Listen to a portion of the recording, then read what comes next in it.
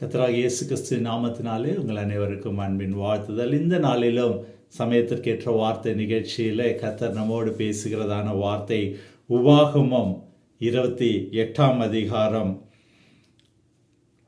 14 உபாகமம் 28:14. கர்த்தர் உன்னை வாளாக்காமல் தலையாக்குவார், நீ கீழாகாமல் மேலாவாய். எவ்வளவு ஒரு பெரிய ஆசீர்வாதம் பார்த்தீங்களா? நீ கீழாகாமல் மேலாவாய், உன்னை வாளாக்காமல் தலையாக்குவார். அநேக நேரங்களில் நமக்கு தலைமைத்துவம் கொடுக்கல, நம்ம ஒதுக்கி வைக்கிறாங்க, வேலை செய்கிற இடத்துல மரியாதை கொடுக்க மாட்டேன்றாங்க, குடும்பத்தில் மரியாதை இல்லை இல்லையா, நமக்கு வர வேண்டிய அங்கீகாரம் கிடைக்கல அப்படின்னு சொல்லி அநேக இடத்துல யோசித்து கொண்டு இருக்கலாம் இல்லையா. உண்மை உத்தமாக வேலை செஞ்சு கொண்டு இருந்தாலும் இல்லையா, நம்மளை பொருட்படுத்தாதபடி உதாசீனப்படுத்துகிற உயர் அதிகாரிகள் எத்தனையோ இடத்துல இருக்கிறாங்க. எல்லா தகுதியும் எல்லா முறையான காரியங்களும் இருந்தும் அங்கீகரிக்க கூடாதபடி தடை செய்கிற சத்துவனுடைய கிரியைகள் எத்தனையோ இந்த உலகத்தில் காணப்பட்டு கொண்டு இருக்கிறது.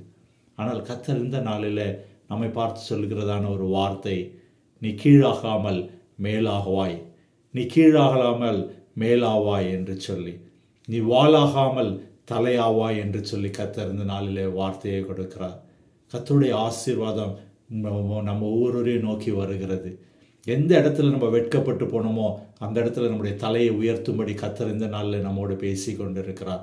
யார் முன்னாடி நான் அவமானப்பட்டோமோ, யார் முன்னாடி நம்ம சிறுமைப்படுத்தப்பட்டோமோ, யார் நம்மை உதாசீனப்படுத்தி பேசினார்களோ அவர்களுக்கு முன்பாக கர்த்தர் நம்மை உயர்த்த போகிறார். தலை என்னையாலே அபிஷேகம் பண்ணுவேன் என்று சொல்லி கர்த்தர் சொல்லுகிறார். இந்த நாளில் சிறுமைப்படுத்தப்பட்ட சூழல், ஒதுக்கப்பட்ட சூழல், புறக்கணிக்கப்பட்ட சூழல் ஏதாவது காணப்பட்டு கொண்டு இருக்கிறதா உங்கள் வாழ்க்கையில்? கர்த்தர் இந்த நாளிலே உங்களை வாளாக்காமல் தலையாக்குவேன் என்று சொல்லி வார்த்தையை கொடுக்கிறார். விசுவாசத்தோடு பிடித்து கொள்வோமா?